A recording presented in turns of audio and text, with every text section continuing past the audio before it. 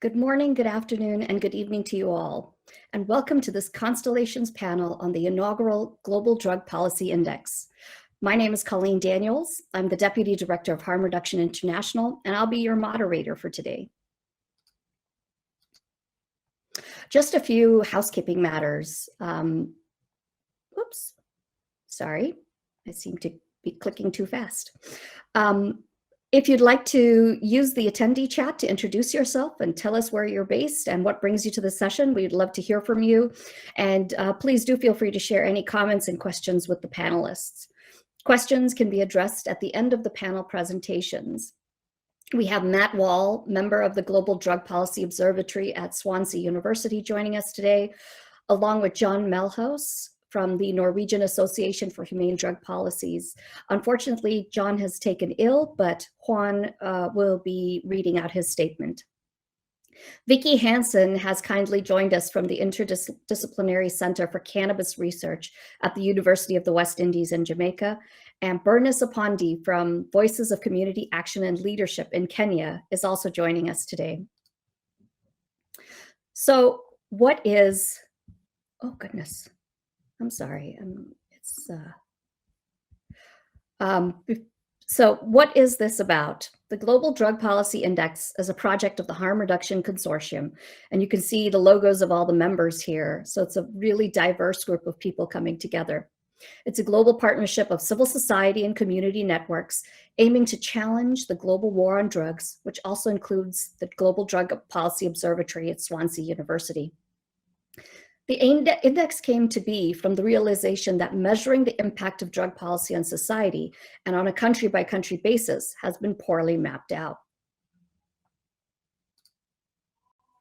For decades, tracking how well or badly governments are doing in drug policy has been an intensive endeavor.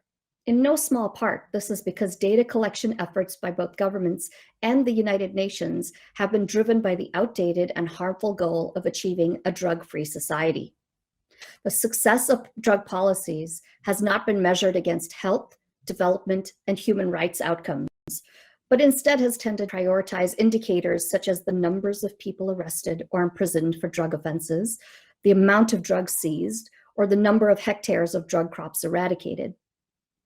Most governments continue to employ a repressive approach to drug control based on the skewed data, which in turn means they cannot be held accountable for the damage their policies inflict on the lives of so many people. But data and a global analysis of drug policies that ultimately scores and ranks countries can change the status quo. Such a tool already exists for many other fields. We have a global hunger index, a global health security index, a global peace index, a world press freedom index, a democracy index, and there are many more. And so an interactive drug policy index is an idea whose time has come at last. At last, we have the beginnings of a tool that enables us to compare how countries' drug policies are faring in achieving the UN objectives of protecting human rights, ensuring security for local communities, securing health, harm reduction, and access to controlled medicines, and promoting development for people who grow drug-related crops.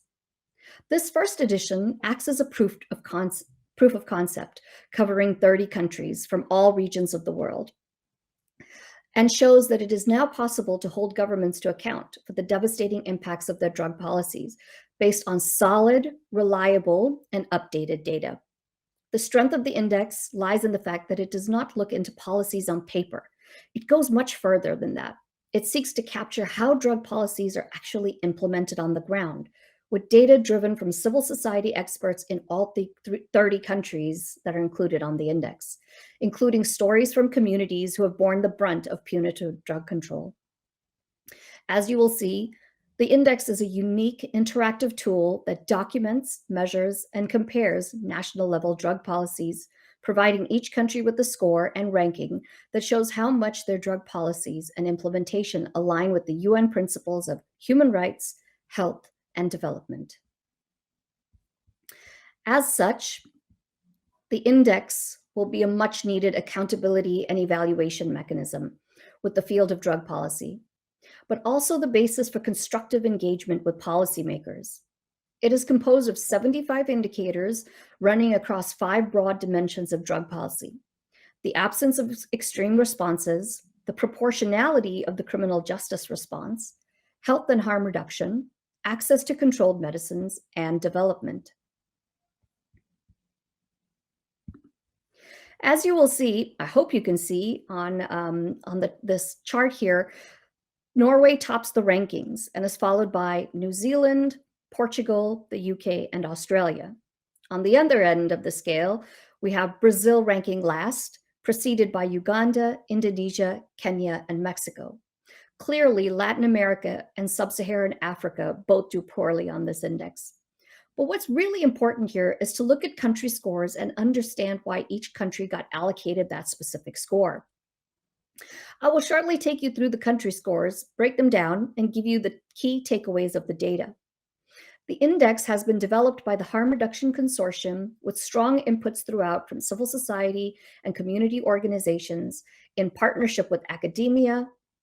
And I cannot emphasize enough how important it has been to have the voices and experiences of civil society and the most affected communities involved in this index. We owe the community a great deal of gratitude. And it's also been our pleasure to work with the Global Drug Policy Observatory at Swansea University, our academic partners on this project. But before I hand over to Matt, I'd like to show you a video. And I'm hoping that it will play. It just sets the tone, it summarizes our efforts and sets the tone for this conversation. The Global Drug Policy Index is the first tool of its kind to document, measure, and compare countries' drug policies worldwide. Produced in collaboration with hundreds of experts from civil society and academia, the index assesses both policies on the books and implementation on the ground. Countries are scored on the basis of transparent, up-to-date, and reliable data. The higher the score, the more drug policy in that country aligns with the United Nations Common Position on Drugs. The index is composed of 75 indicators, grouped in 21 thematic policy clusters, concerning 5 dimensions: the absence of extreme sentencing and responses, such as the death penalty and extrajudicial killings; the proportionality of criminal justice responses, including decriminalization; health responses, and especially life-saving harm reduction services for people who use drugs; access to controlled medicines for the relief of pain and suffering, as required by the International Drug Control System; and finally, development, focused on programs that provide alternatives to the cultivation of crops used for illegal drug production. Through this prism, the index assesses national drug policies, initially looking at 30 countries from across the globe. The index data reveal that, despite having a broad range of constructive options at their disposal, governments continue to prioritize punishment over support. The index's average score is only 48 out of 100. This should be a wake-up call towards reform. Government approaches to drugs vary hugely, especially between the global north and global south, in no small part due to the legacy of colonialism. It is in the interest of communities worldwide to disinvest in the costly war on drugs and move the funding into policies focused on health and rights instead. While punitive drug policies impact all people in contact with the illegal drug market, they are particularly harmful for people who use drugs and disproportionately affect people on grounds of socio-economic status, gender, and ethnicity. To learn more about the index, explore the data, and discover how you can use it to advocate for better drug policies in your country, visit www.globaldrugpolicyindex.net.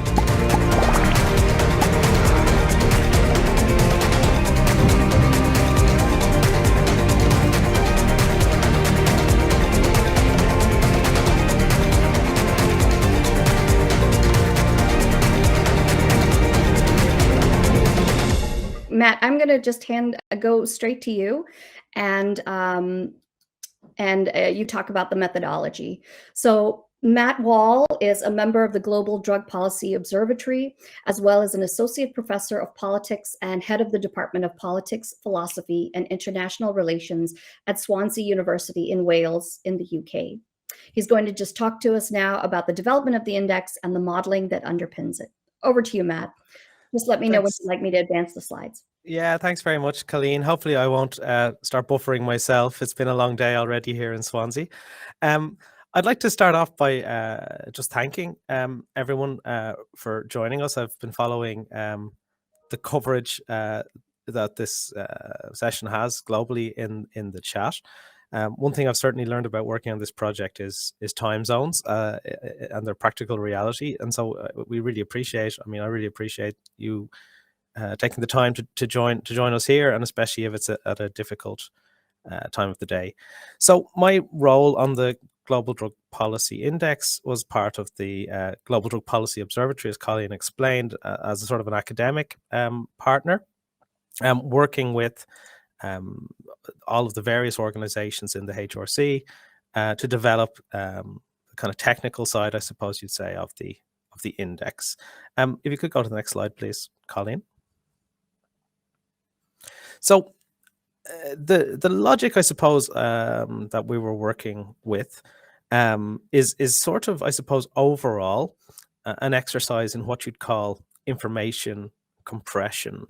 And that is to say that we start off with a very technically challenging and internally diverse policy area, global drug policy, as well as a very wide range of states. And so in that sense, I suppose the index was global. Well, we tried to make it global in two ways.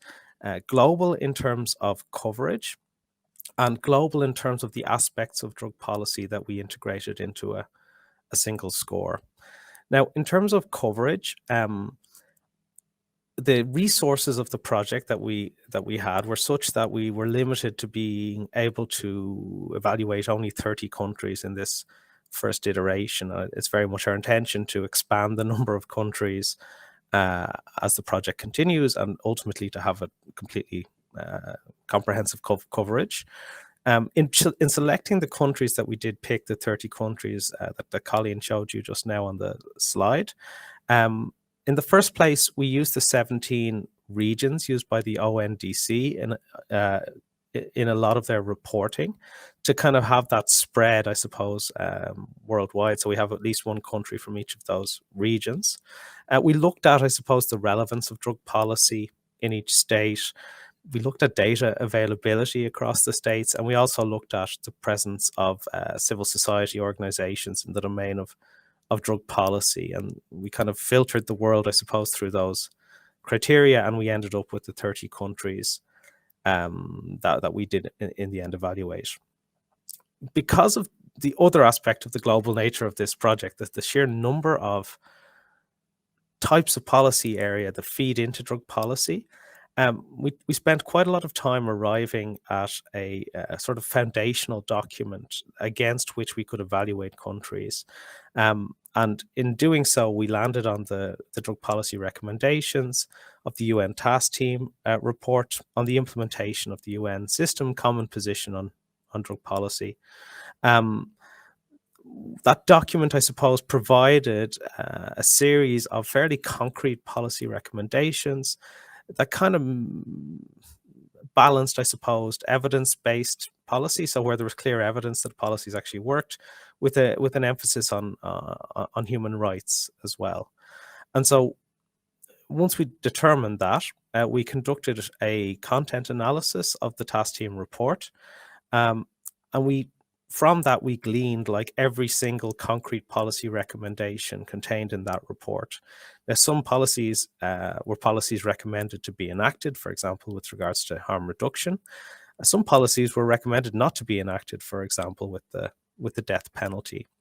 We also looked at existing data that was available that we could draw on. After quite a long process of consultation and deliberation, of which Colleen was actually a part in her capacity as a member of the scientific advisory group that we consulted with, we came up with a series of 75 indicators that combined, and I think it's important to say, that combined both the policy on the books, but also the implementation on the ground. We then organized these into a series of 21 thematic clusters of different areas of policies. We grouped those clusters into 5 dimensions that you would have seen on the video if it had played. Hopefully you can see afterwards. And we average out those dimensions to produce one overall score. And so that's how, I suppose, the kind of shape of this slide mirrors the fact that we had to compress all of this complexity in order to produce a single score at the end of the day. And that's the pathway that we followed. In terms of the data that we collected, Colleen, if you don't mind going to the next slide.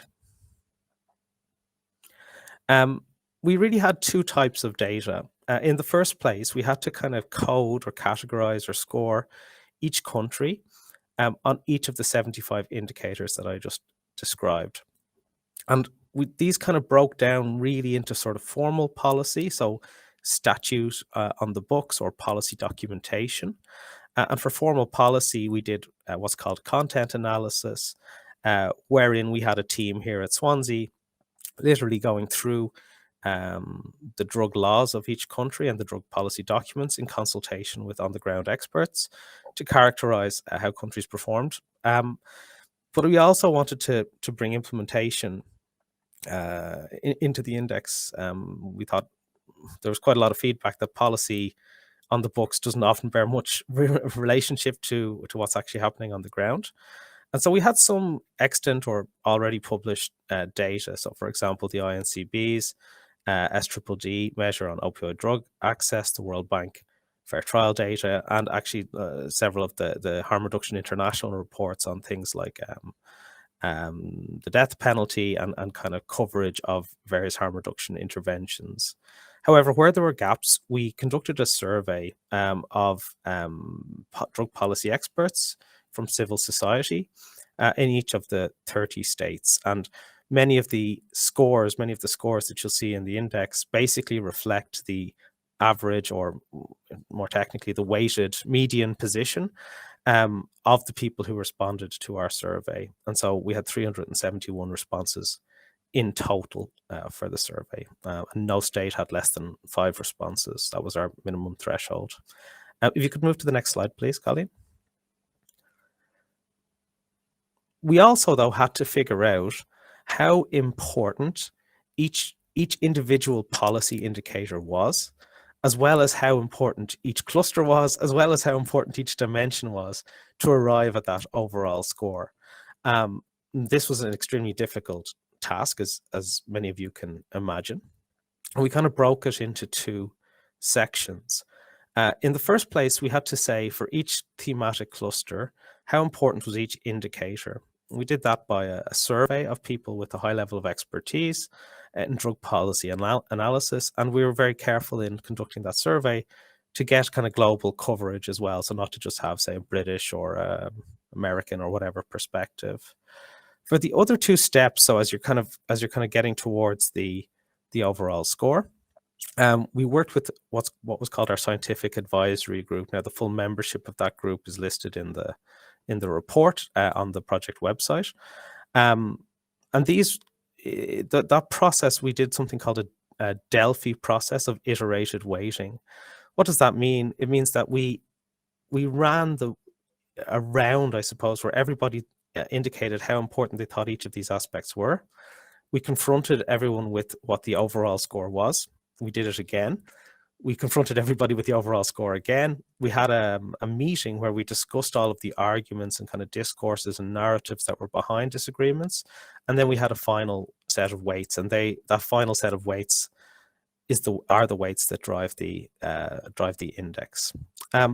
Just to conclude, if I might move on to the next slide, Colleen.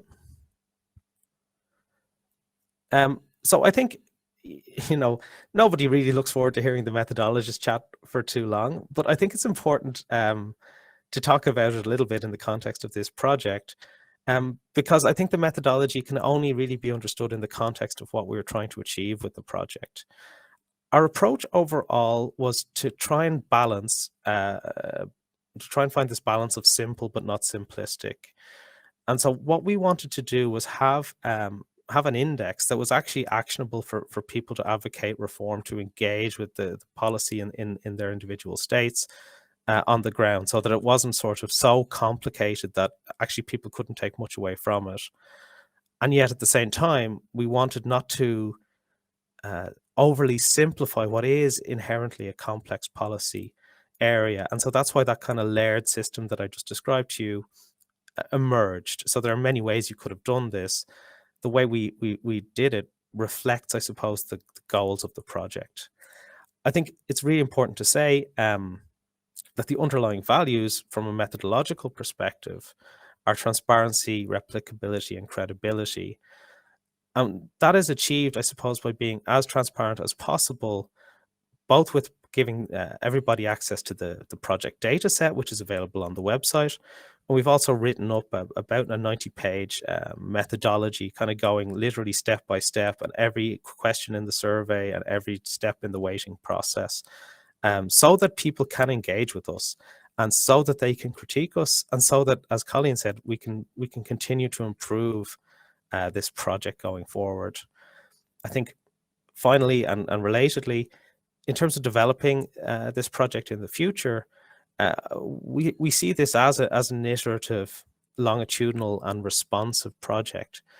Iterative because we can't just freeze this methodology forever, and just keep adding states and updating. Why? Because drug policy itself is fundamentally quite malleable and open to change. Why? Because there are ongoing academic, methodological, technical debates about measurement with which we really want to engage. And why? Because we want to see how people are actually able to use the index to advocate for drug policy reform in their states. And I think in the next iteration, all of those inputs are going to inform how we evolve the methodology going forward. So thank you very much for your time and attention. Thank you so much, Matt. I'm going to try this one more time. I'm really horrible with technology, so apologies, but here we go.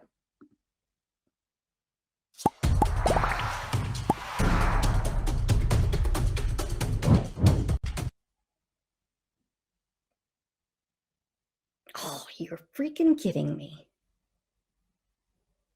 Okay, folks, what we'll do is we will put the link to the video in the chat, and you can hopefully have a look on YouTube and see this excellent video that everybody worked on, because I just can't seem to get it to work.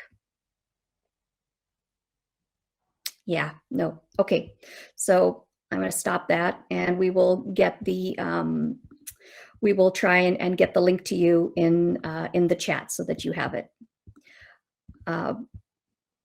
Juan, if you're able to send, oh, thank you so much. That's awesome, Suchi.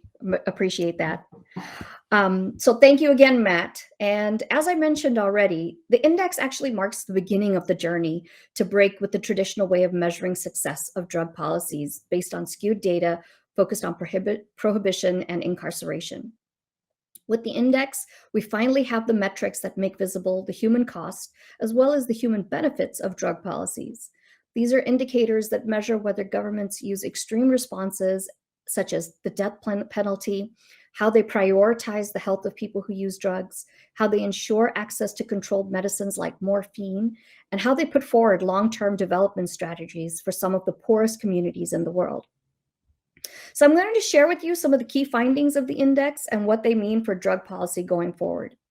I think the first thing is the key take-home message is that no country deserves to feel good about itself when it comes to drug policies.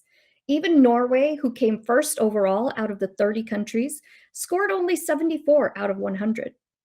Break that down further, and Norway scores poorly on the proportionality of its criminal justice response with a score of 49 out of 100. This is because it has not decriminalized drug use, because drug law enforcement continues to focus on nonviolent drug offenses, and because the criminal justice apparatus disproportionately targets specific groups such as ethnic minorities, women, and the poor.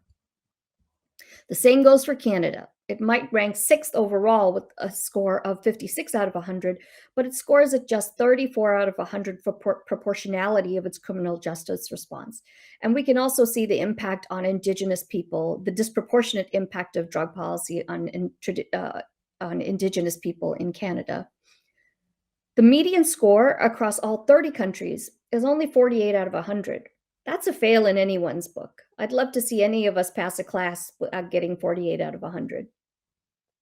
Secondly, inequality is deeply seated in global drug policies, with the top ranking 5 countries, so that's Norway, New Zealand, Portugal, the UK, and Australia, scoring more than twice higher than the lowest ranking 5 countries, Brazil, Uganda, Indonesia, Kenya, and Mexico.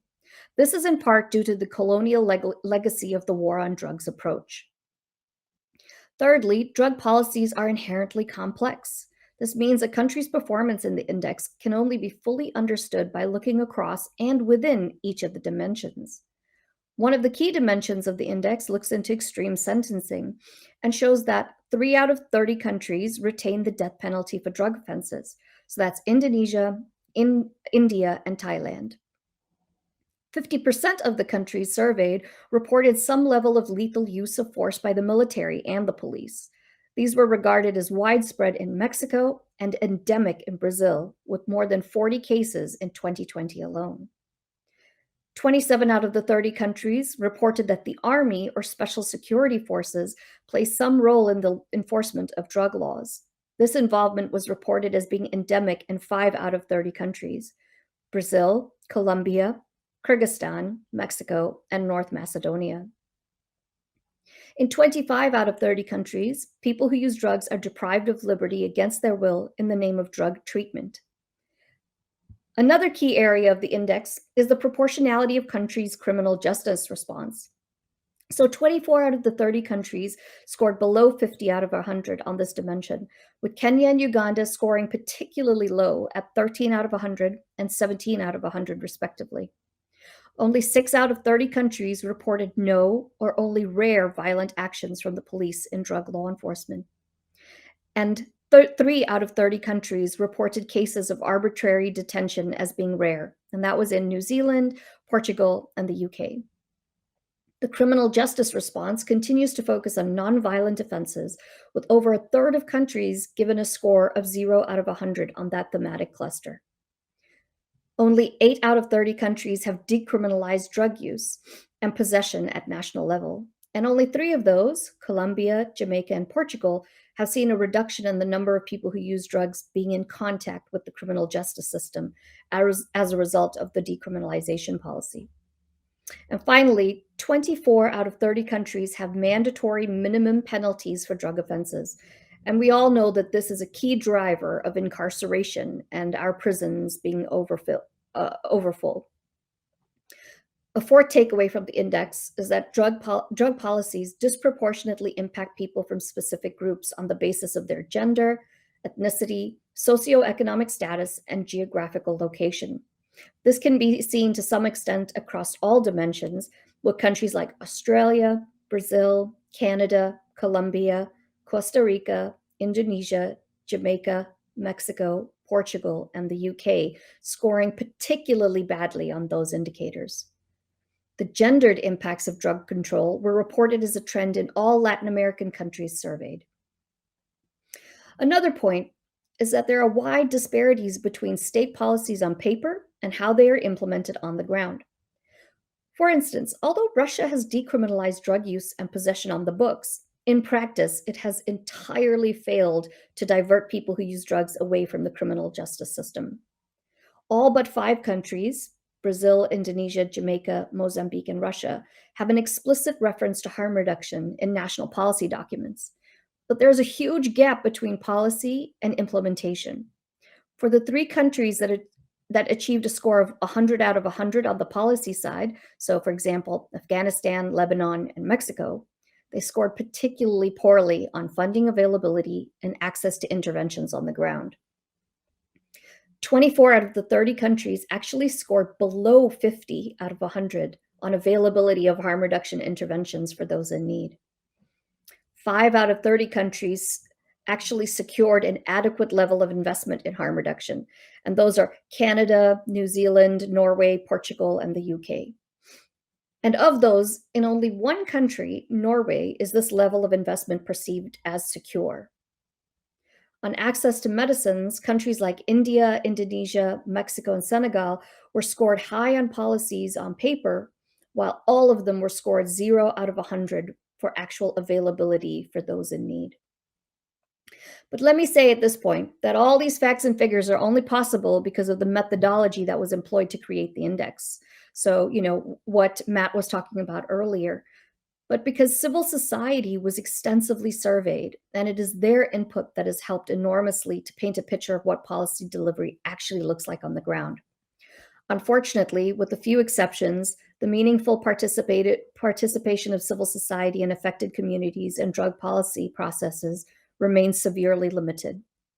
And this is one of the key added values of this index. We're fortunate today that we're going to hear from 3 inspiring people, from John and Vicky and Bernice.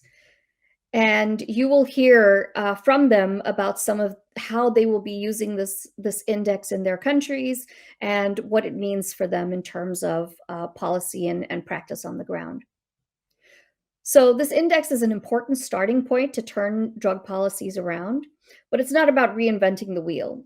People living with HIV transformed the AIDS pandemic from the very beginning. They now sit on government committees, advise on drug clinical trials, and are key players in current vaccine and cure development. And so, we're building on what has come before us. And we know that data should never be compromised.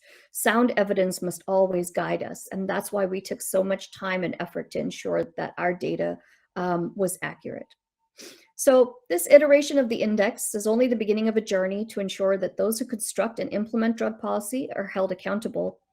The more countries we can make accountable with broader and bolder editions of the index, the more likely we are to be on the way to a more humane drug policy around the world, and thereby saving millions of lives from unnecessary suffering. Good, accurate, and up-to-date data is power. It is building the evidence base, and it can help us to end the war on drugs sooner rather than later. With that, let me introduce our next speaker. So John Melhouse is project leader at the Norwegian Association for Humane Drug Policies and organizes and works with the European Network of People Who Use Drugs, who are members of the Harm Reduction Consortium. Unfortunately, John has taken ill, so Juan will be delivering his remarks. Thank you, Juan.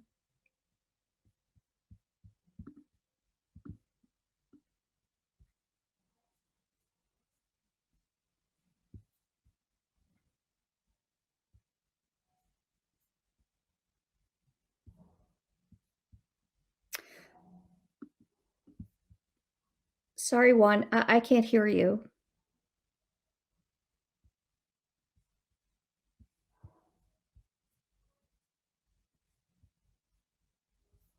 Okay.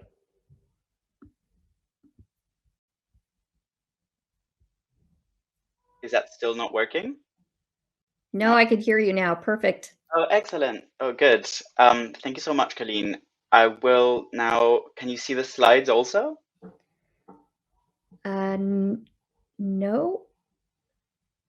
Oh, I wonder if... There we go. Yes, I can. Oh, got it. Excellent. Okay, thank you so much. So yeah, as Colleen was saying, unfortunately, John wasn't well today, but I will read a statement that he kindly provided with speaking points.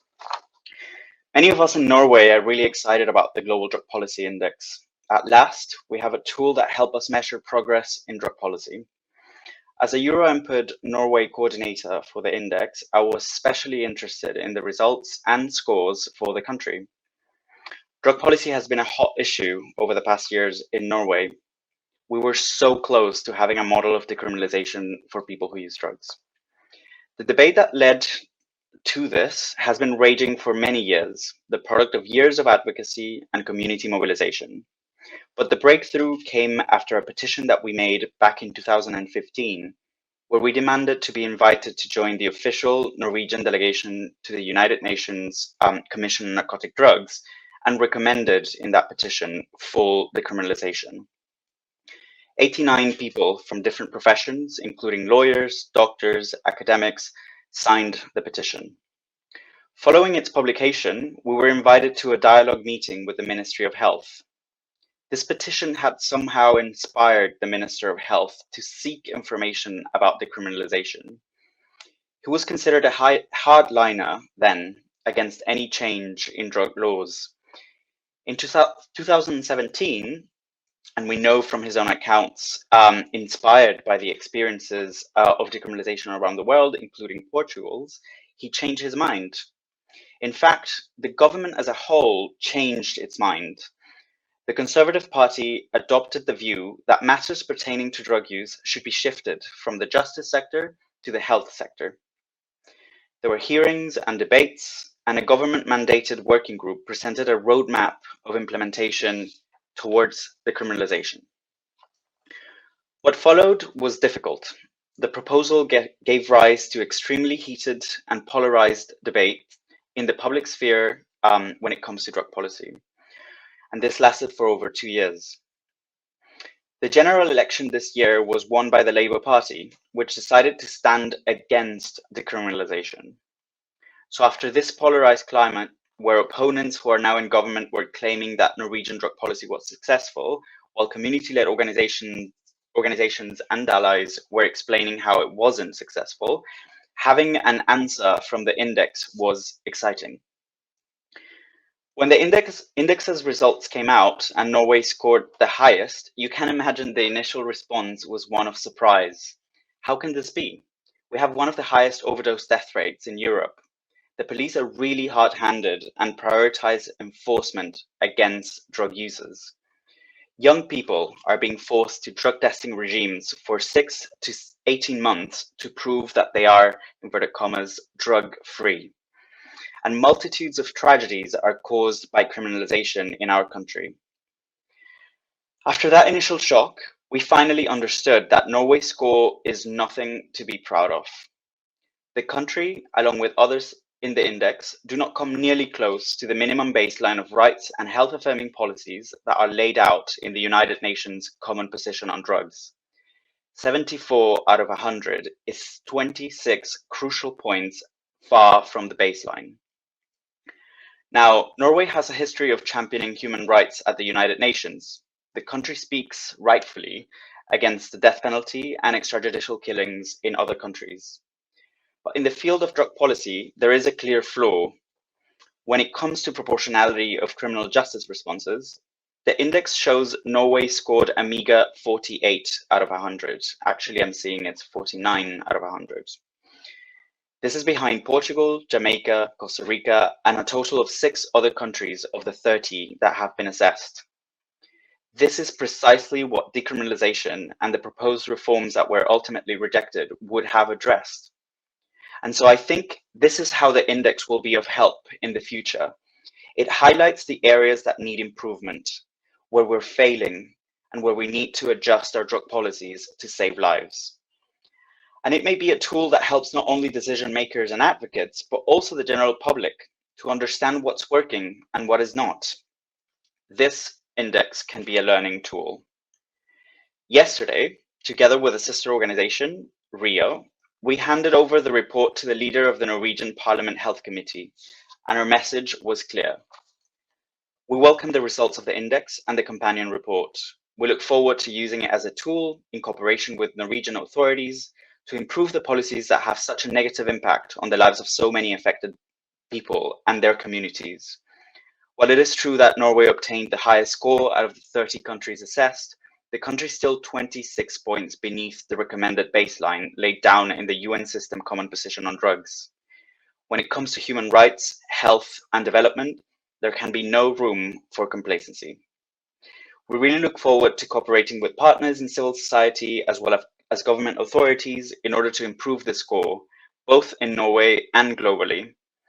Changing policies is a crucial step towards changing outcomes to improve the health and well-being for all, including, of course, people who use drugs. Thank you. So much, both to John and Juan, for that intervention. We really appreciate it. So now I am delighted to introduce our next speaker, Vicki Hansen of the Interdisciplinary Center for Cannabis Research at the University of West Indies in Jamaica. The index certainly reflects a mixed picture in Jamaica, so I think we are all very much looking forward to hearing from you. Vicky, the floor is yours. Hi, thank you. Good morning, good day, good afternoon. Let me start by congratulating the Harm Reduction Consortium on this very important and engaging work, which produced this index. In the case of Jamaica, we are appreciative of this tool. This will become a policy tool for us. It is very telling because our position of being 15 out of 30 countries and also an overall ranking of 48 out of 100 is extremely telling as we in recent times have embarked on our own drug policy reform.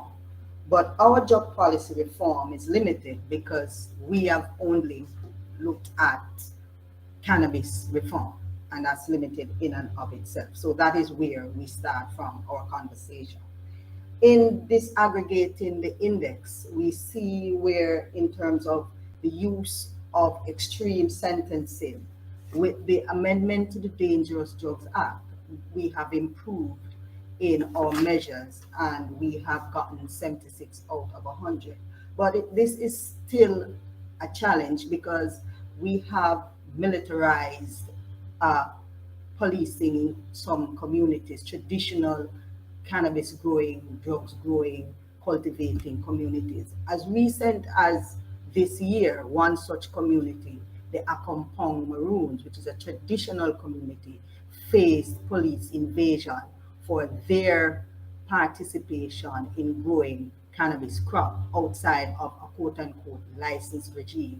And the problem with this is that this is a traditional community that has used and over the years grown traditional cannabis for traditional use in their traditional cultural space. And so these are some of the things that we find problematic with drug policy and how it is implemented. It doesn't take into account the cultural rights of persons, the human rights for them to appreciate and use their culture. In the matter of proportionality, 65 out of 100 in terms of our criminal justice system. The way we look at drug policy in Jamaica, and I dare say the wider Caribbean, is on a criminal justice matter, not necessarily on a human rights health basis. And so in terms of that, we still have communities that are seen as criminalized and dissident, poor communities that are targeted in how we implement drug policy. For example, case in point, our Rastafarian communities, a number of them are still being arrested if they participate in cannabis cultivation outside of a licensed regime, which they are not used to being participating in. And the reason why we even had a change in our approach to decriminalize cannabis in the first place was because of the killing of a young man, Mario Dean, in 2015. And so you decriminalize only small possession, but in terms of participation in the drugs industry overall, from poor communities, traditional communities, there are still a lot to be done, to be desired. We would have scored 19 out of 100 in terms of health and harm reduction. The reality is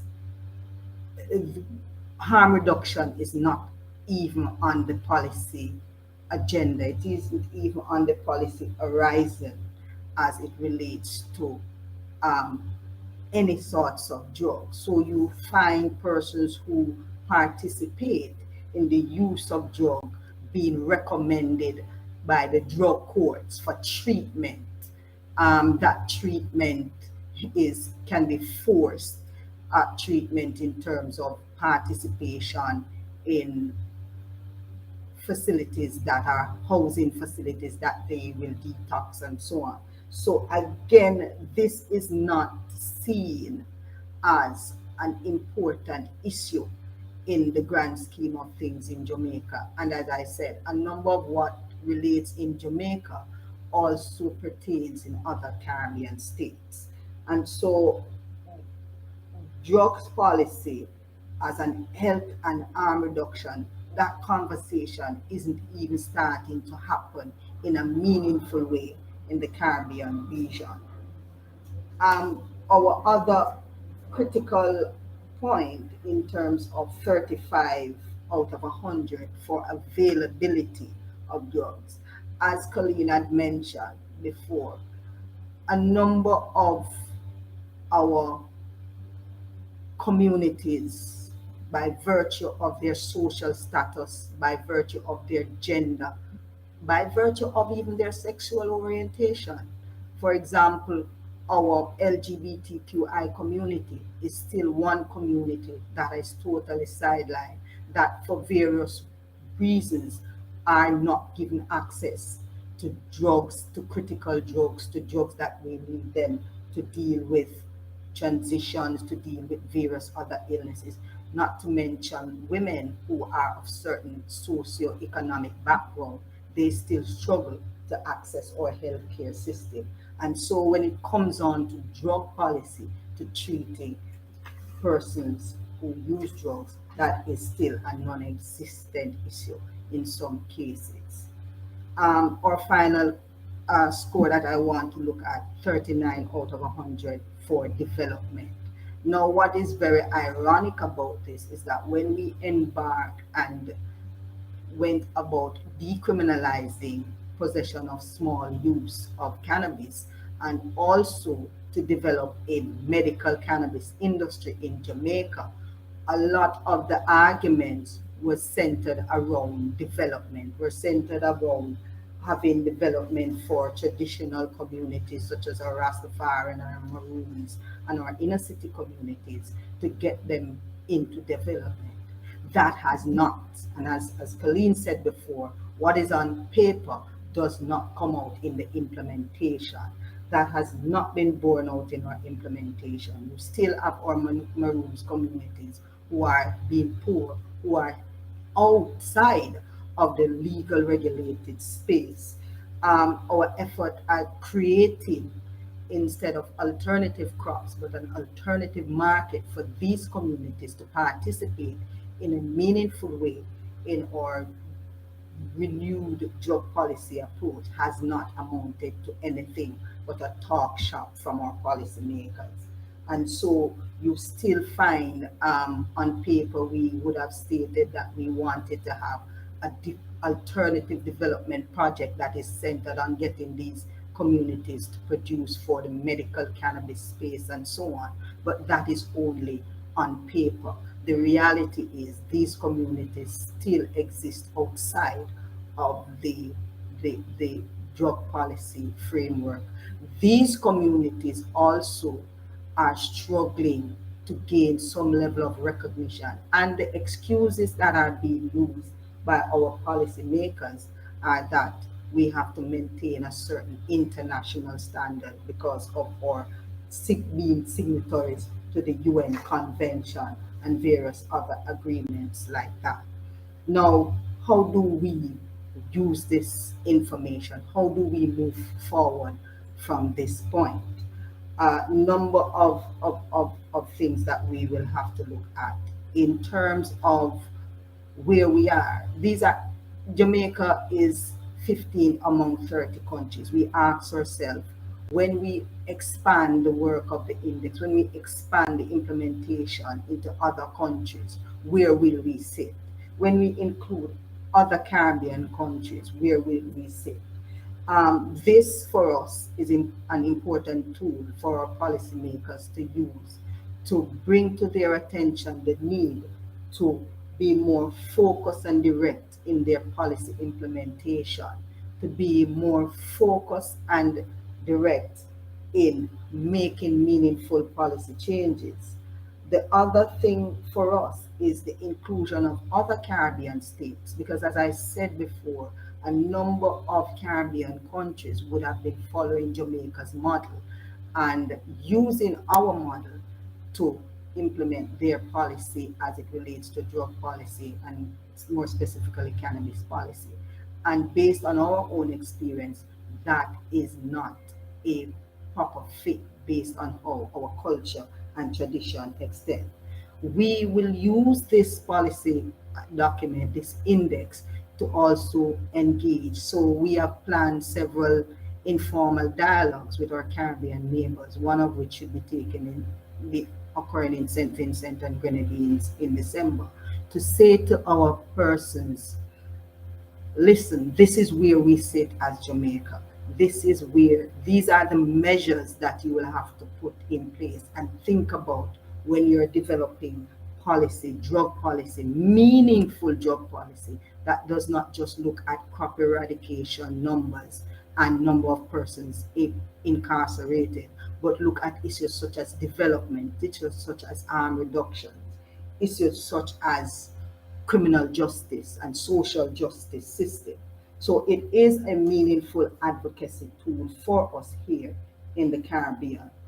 As it relates to the United Nations, I hope this index becomes one that they can utilize at the international level to recognize that as it relates to drug policy, the one size does not fit all. The development must be taken into account of small island developing states such as our own. But also, in addition to that, we need to create models that are fitting for the region, for the culture, and for the country. So I like to put a question in place when I do this discussion: whose development is it? And so you may have a particular development model that centers for you around crop eradication and criminal justice system, but a model for us may be better that centers around social justice, that centers around health, that centers around culture and traditional development, that centers more around our human rights. So for our perspective, we are appreciative of this tool because what it does, it helps us now as a region to look at our own realities and to apply each index in a meaningful way to say that when we are creating drug policy, when we are building drug policy, these are some of the questions that we have to ask ourselves. And this is where we rank. And so I look forward to using the Global Drug Policy Index in a wider way within the Caribbean region and also within Jamaica to prod our policymakers, not just to talk about policy change, not just to talk about drug policy change on the books, but to ensure that in its implementation, we are able to drive the development that we so need to be more inclusive of our culture and our communities, or indigenous communities, or traditional communities, and to create models that will fit the Jamaican and the Caribbean realities. So again, I'd like to say how much we appreciate the tool. It is real and it can be applied to our everyday lives. And so we look forward to, from our perspective, to build on it, to build on the index, and to utilize this index in a meaningful way. Thank you very much. Thank you so much, Vicky. That was fantastic. And you just, by giving us the example in Jamaica, you were able to show all those different levels that we were also trying to capture in the index, from the treatment to different approaches to cannabis. And I think one of the most one of the things I will remember from this is, whose development is this? And we're hoping that this kind of conversation will come out more, because I think one of the things that obviously we couldn't capture as well was, American imperialism or colonialism in the different regions, and the legacy of drug policy, and then how our countries embrace that as if it was their own, when in fact, and then what we've done is we've actually silenced our indigenous people and traditional ways of using cannabis, for example. So thank you so much, Vicky, for raising those issues, and showing us exactly what it would look like on the ground. It is now my absolute pleasure to introduce our next speaker, Bernice Apandi from Vocal, Voices of Community Action and Leadership in Kenya, who has been at the helm of national activism in an often trying context. Thank you so much, Bernice. Thank you, Colleen. And I want to thank Harm Reduction Consortium for this elaborate study.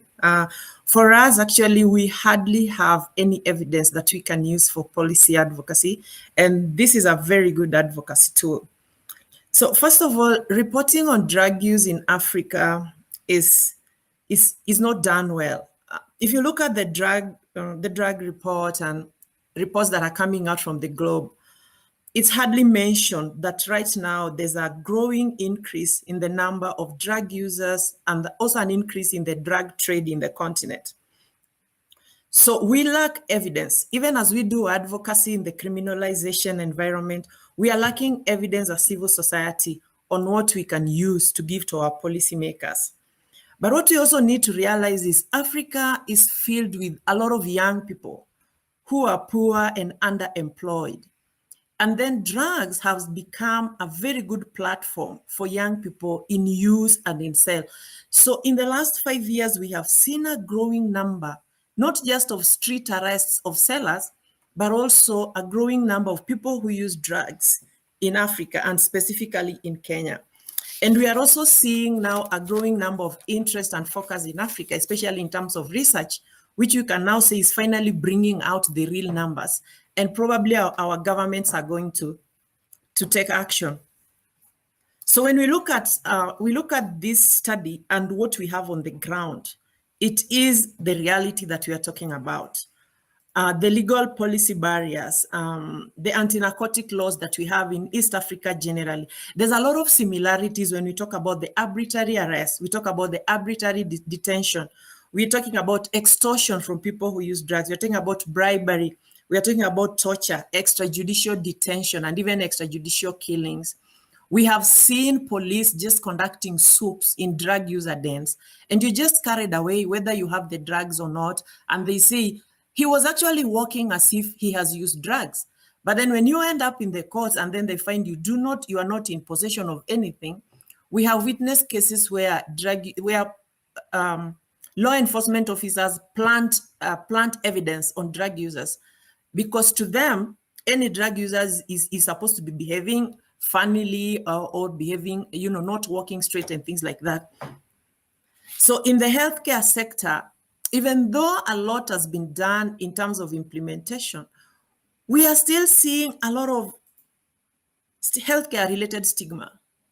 And this healthcare-related stigma is keeping drug users away from accessing these services.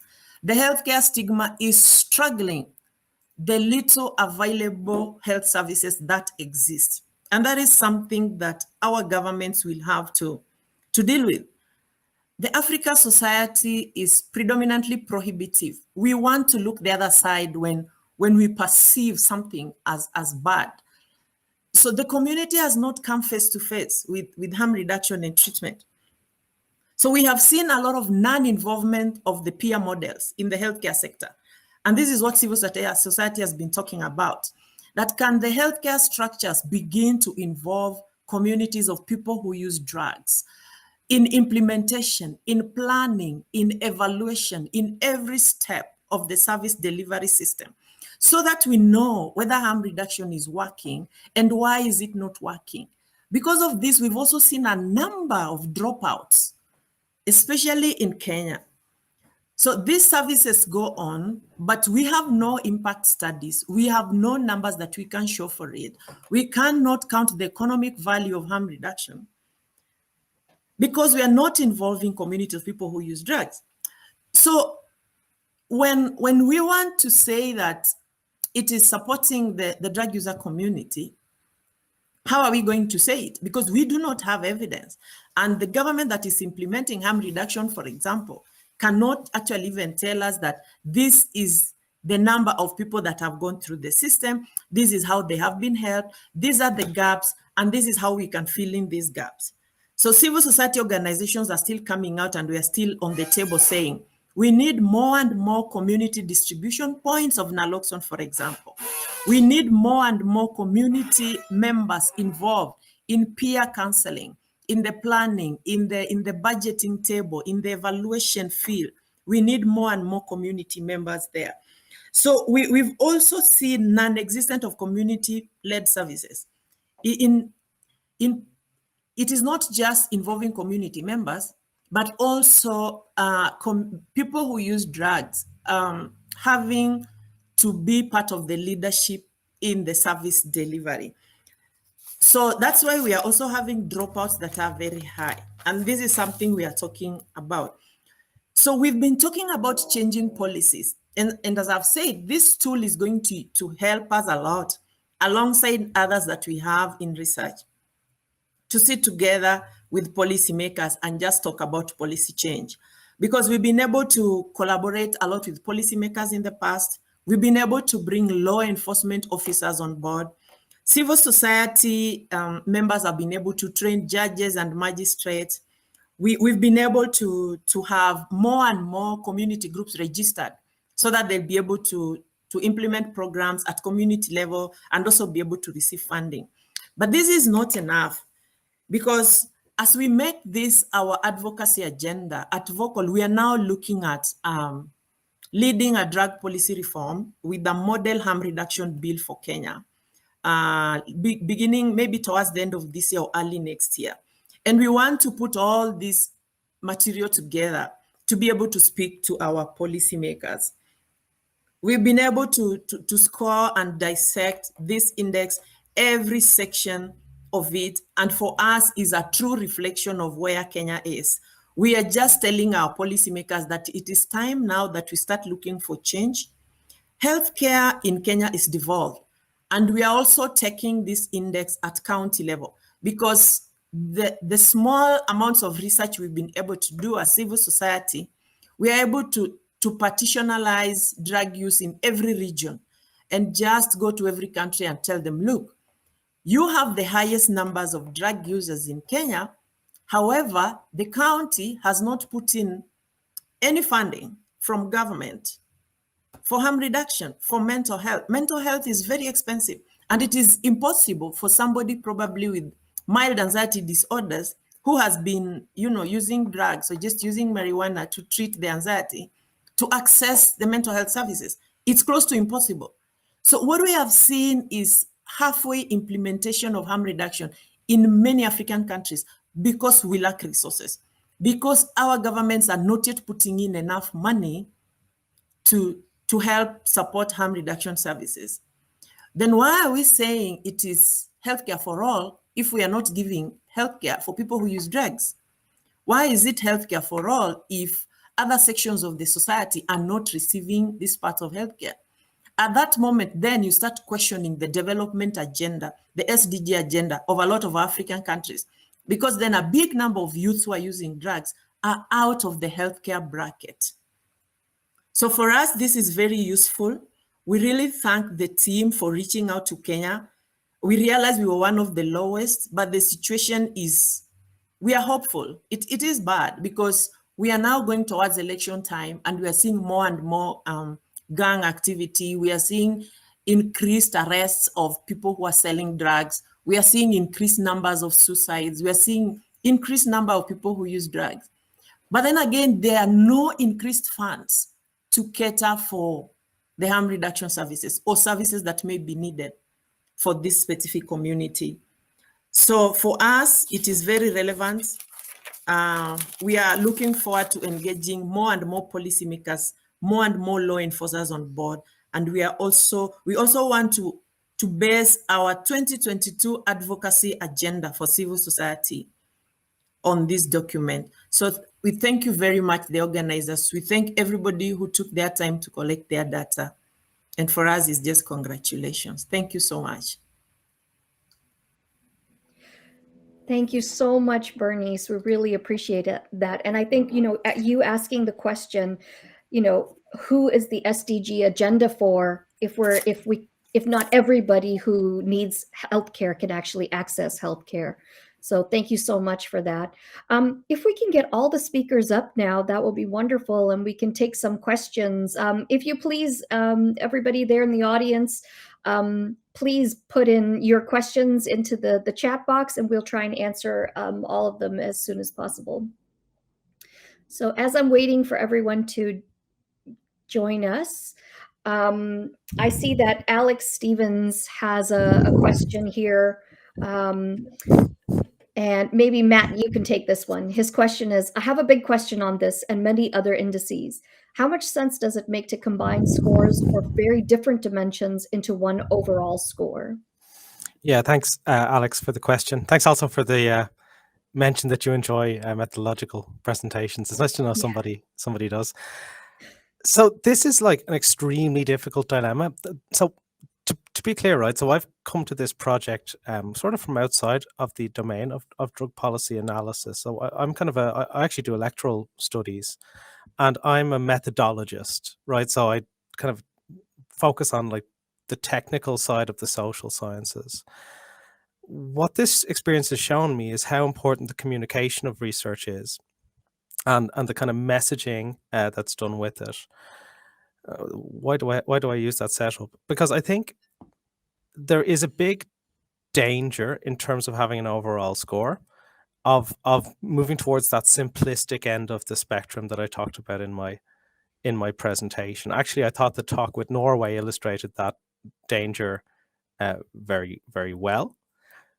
And yet, on the other hand, much of the literature around how indices are actually used to advocate for policy reform indicate that a low overall score or low overall ranking can be quite beneficial for change advocates. I had to kind of do a talk on the index in Prague the other day, and as often happens at these events, my time became very restricted as everyone else went on for too long before me, and I had to kind of pare down what I wanted to say.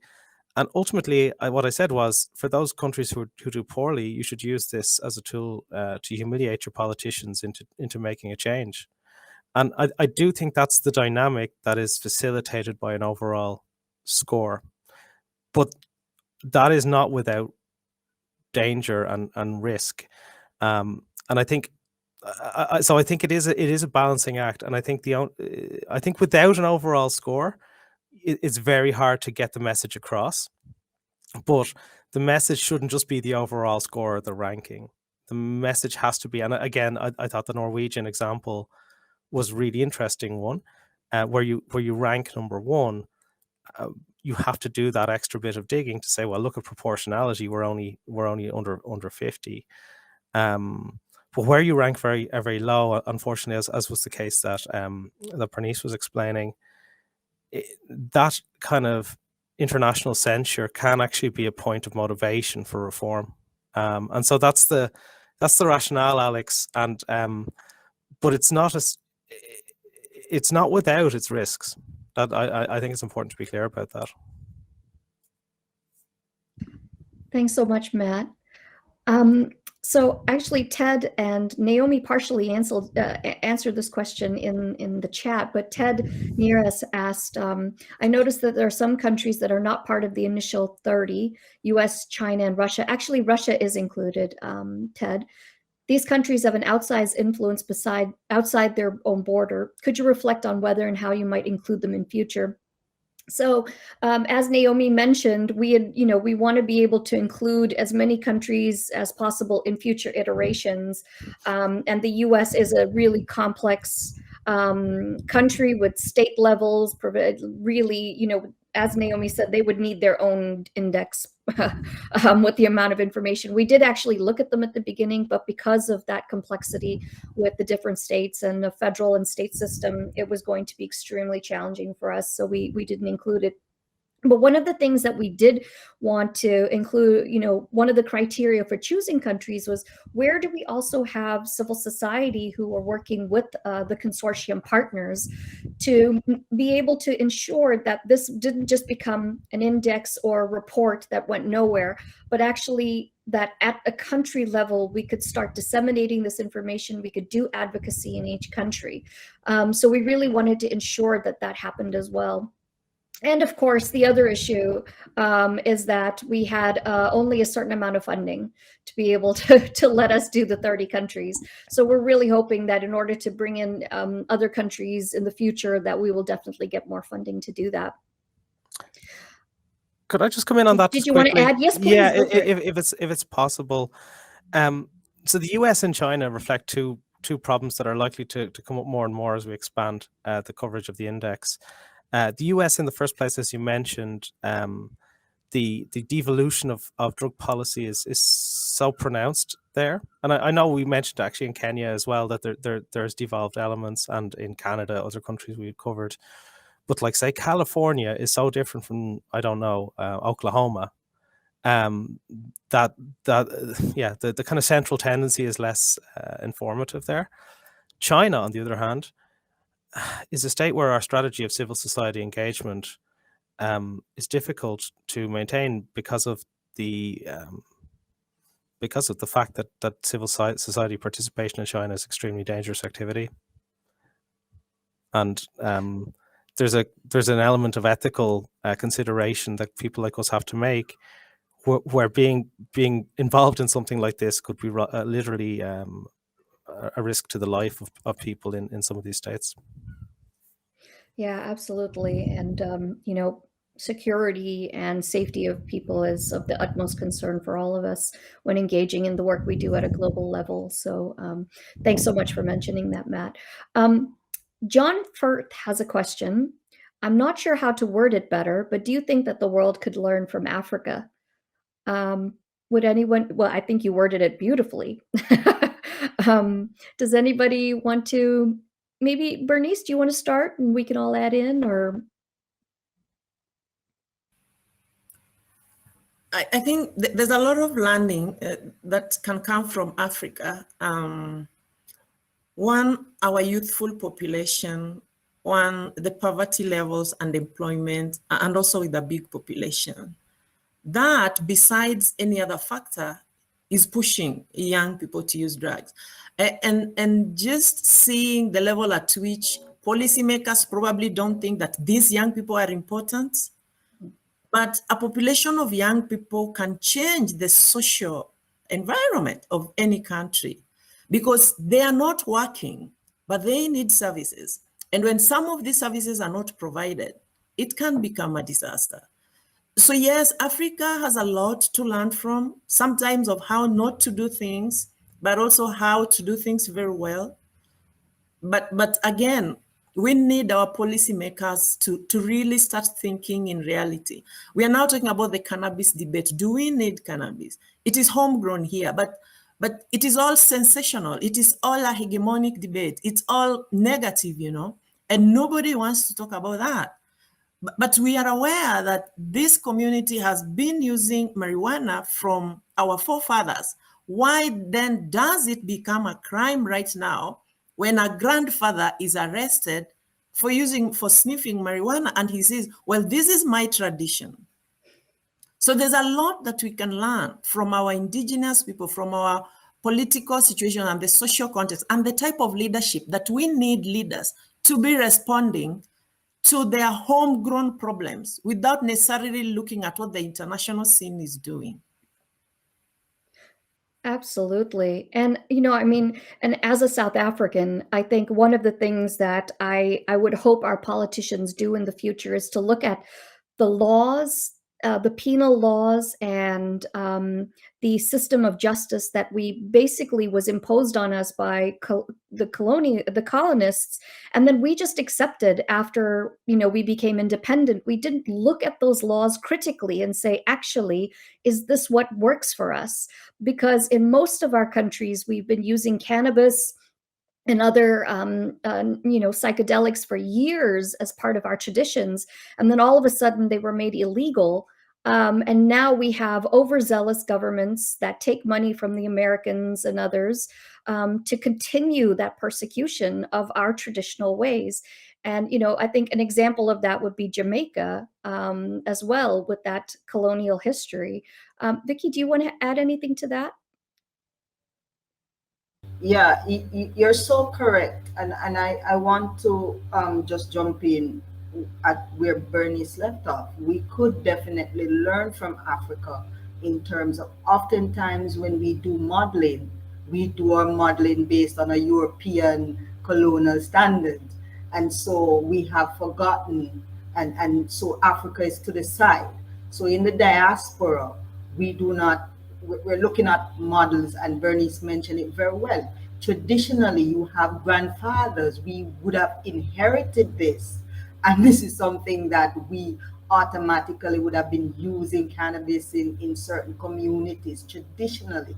But when we're looking at modeling our drug policy, we look at, oh, what is the US doing? Oh, so we now have this medicinal cannabis industry that is entirely built on a US model that does not take into account our own African tradition, our own measures, our own culture, our own, and so, and the reality also is that model is riddled with racism, with culturalism, all of that.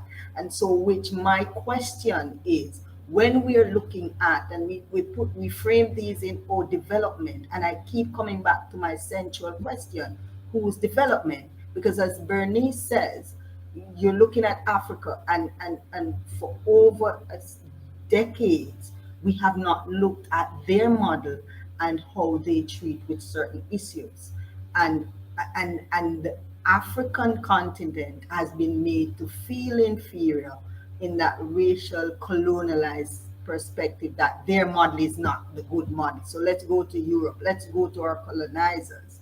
And so we continually have this dialogue, but in this century, but differently, and call it something different. But to me, it's colonializing of our policies in this space. So while we have taken off the chains physically, we have those policies that are enslaving us. So when we look at even our drug policies, key to that, we are coming up with a medicinal industry that does not even take into consideration traditional herbal medicines. It's a total pharmaceutical model. So where do we now go?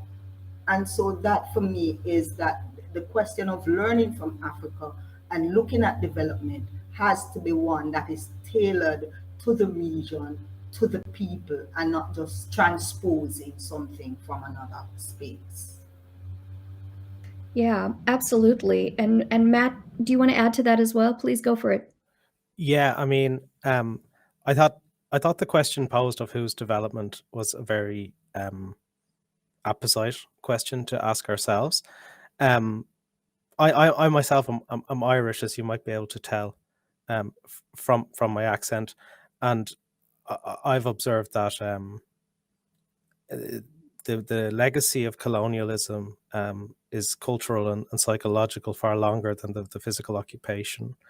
In terms of alternative development, for us, when we reviewed the task team report, this was by far the most problematic section, with in fact the least developed policy advice. And so we had to do quite a lot of digging in that regard. And fundamentally, alternative development, I mean, there's a reason we call it development in the index and not alternative development, is basically about moving people away from illicit crop production. And it is fundamentally it's fundamentally a westernized approach. And so the way we measured it, we tried to talk about things like community engagement in the governance of these programs and so on.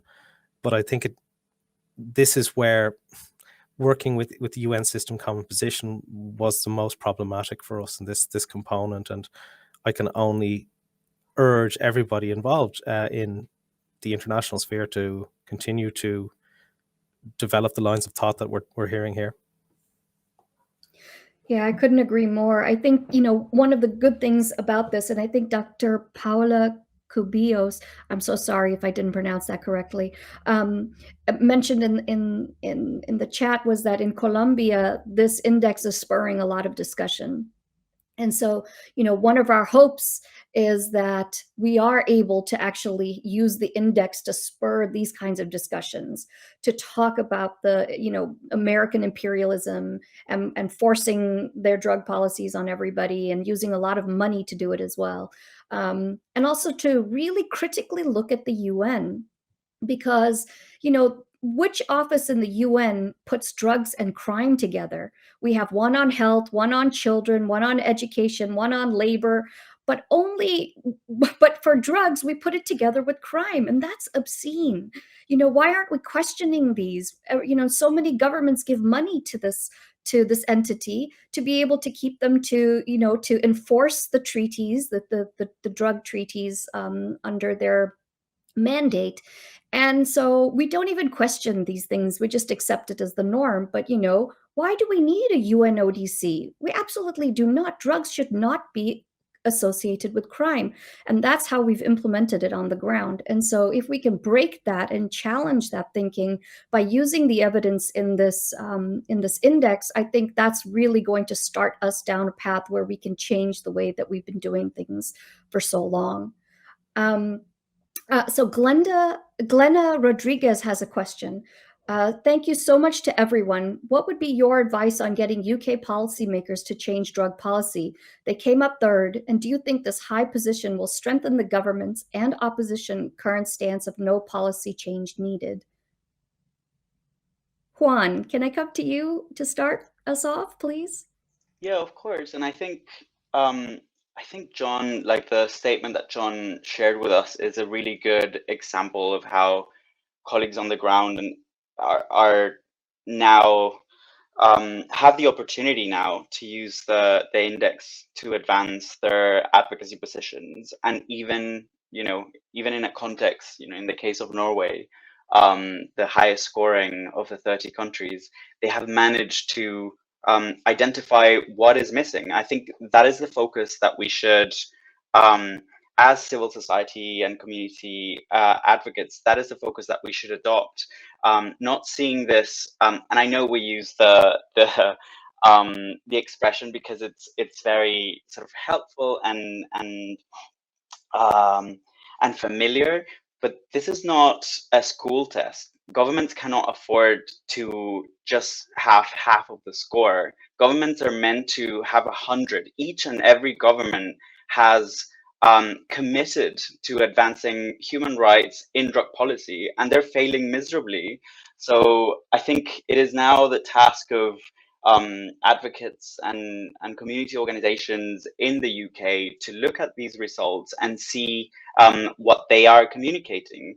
Why is proportionality and criminal justice proportionality in criminal justice responses 50 out of 100 in this country? It's because we continue to criminalize people for nonviolent offenses to a great extent, because there's crass disproportions in the implementation of the law against racialized communities. Like if we look at, for example, stop and search practices in the Met Police over the COVID pandemic, the disproportion in the impact of those practices has increased dramatically, and now Black people are 9 times more likely to be stopped in relation to stop and search powers related to drug enforcement. So we need to look at the index in detail, and I think that is the beauty of this index. Now we know exactly what is failing, and it is the role of community advocates and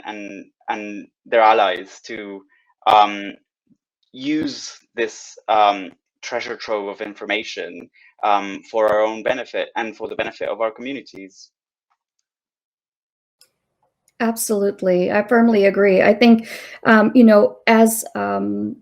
as we saw earlier with the presentation, just because you made it to the top doesn't mean you still can't do better. And I think in the UK, gosh, we have such a long way to go. We can do so much better. Just look at Scotland, where they have the highest rates of drug overdose in the UK at the moment. Look at the issues in Wales, where, you know, look at the issues of not everybody, not all law enforcement having naloxone, or not everybody having access to naloxone.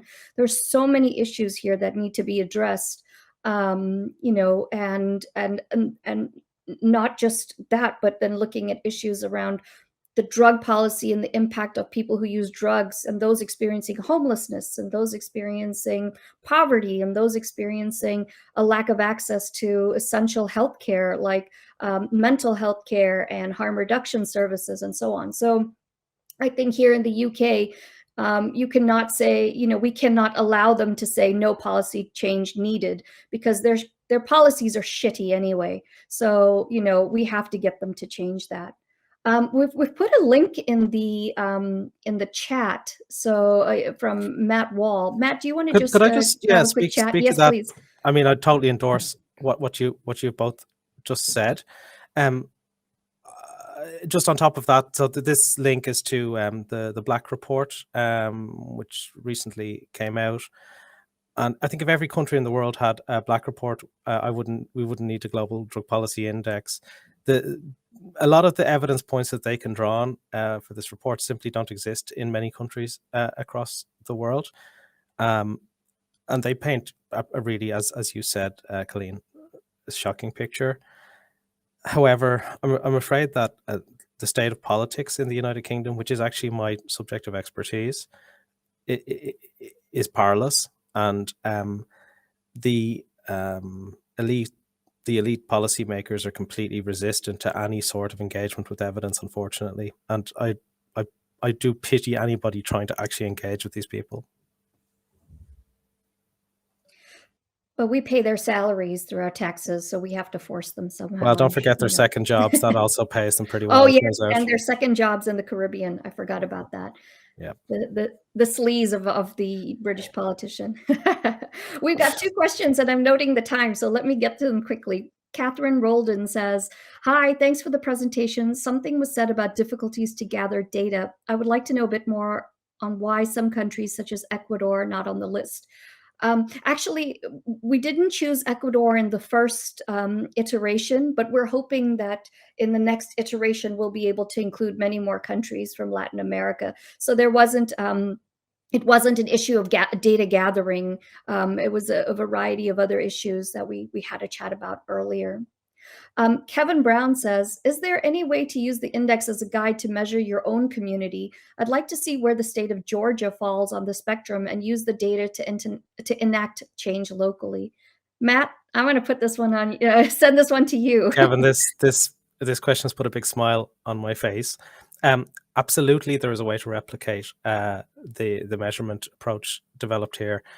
So on the project website, there's a section called methodology, and there's a downloadable PDF that reproduces all of the individual indicators that we used, as well as all of the survey questions that we used to measure state performance. There's also a data set with all of the weightings that we used. So actually, it would be amazing if somebody would replicate this for some American states, and those materials are explicitly designed to enable you to do that. Oh, Kevin, let us know how it goes. And if, Matt or any one of us on the scientific advisory group can answer any questions or anything, please get in touch. I will take the last question from Kiriba Kariuki. We are in the inception stages of policy reform in Kenya, and one of the key issues we have had to tackle is decriminalization of personal use, as well as the lack of harm reduction framework. What specific effective strategies would you recommend for effective policy change advocacy? Bernice, over to you.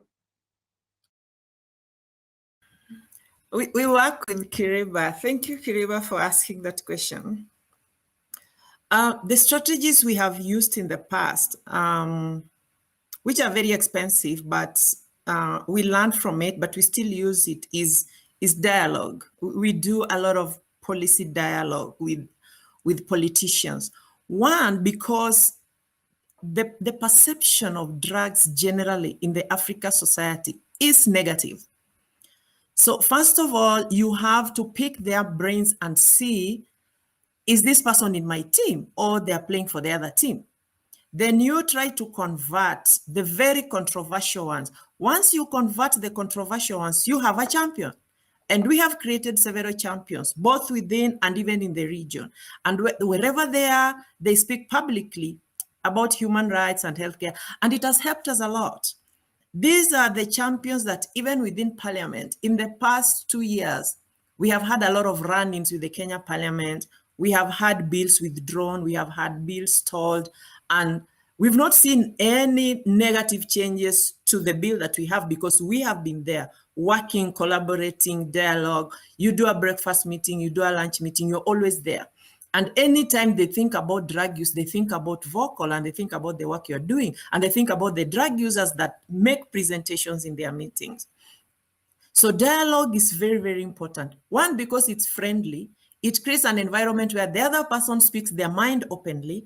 And then you also educate them and create awareness. And because they're your leaders, when they listen to you, to us is usually a plus because they listen to us and they ask us questions and they say, please come in and educate us more about harm reduction. Then there's also the media campaign and of course, public awareness campaign. In an environment where we work, there's a lot of misconceptions about drug use and drug users. So we've had to do a lot of media campaign because there was a lot of negative reporting. What you see in the social media, what you see in the media forms opinions of other people. But then when you're there and then you select a few groups of human interest stories from the newspapers, you write opinion pieces and you just train the media. It's a very, very powerful tool. And then because a lot of Kenyans listen to radio, almost 98% of people in rural areas listen to radio. They do not watch television, but even though we say that people live in Nairobi, people live in major towns, a lot of Africa populations are still in the rural areas, and radios are very, very effective because even a simple phone like this one, which costs around $20, has a radio app in it, and people listen to radios. So when these discussions go on radios, and people get to learn, okay, so it is not good to just, be violent to drug users, to judge drug users. Also, they need healthcare. And it has helped us to form opinion over and over. I think since I started working in drug policy a few years back, many years back up to now, we have seen a lot of change in terms of attitude. We have seen, especially from policymakers. So yes, it has helped. Actually, the president listened to one of our discussions mid this year when we were campaigning for him not to sign a bill that was taken to parliament. And so we took lawyers and members of parliament and people who use drugs to television stations and radio stations. And he listened in to one of the discussions.